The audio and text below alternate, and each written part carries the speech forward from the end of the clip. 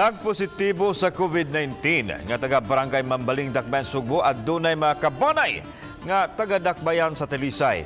Gahapon adlaw ipahigayon ang contact tracing sa mga kabanay sa taga Barangay Mambaling. Si Chelo Valiana sa report. Taga-barangay San Roque ang mga kabanay sa nagpositibo sa COVID-19 nga taga-sityo Pailob sa Barangay Mambaling din Dakbayan sa Sugbo.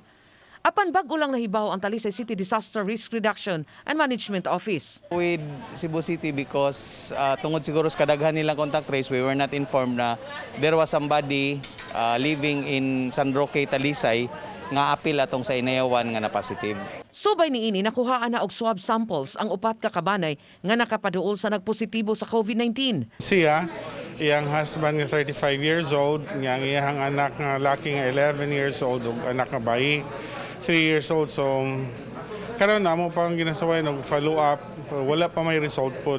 Gibantayan na usab sa City Health Office aron dili sila makagawas-gawas sa ilang mga panimay. Last April 22 kabalo na siya nga positive iyang papa.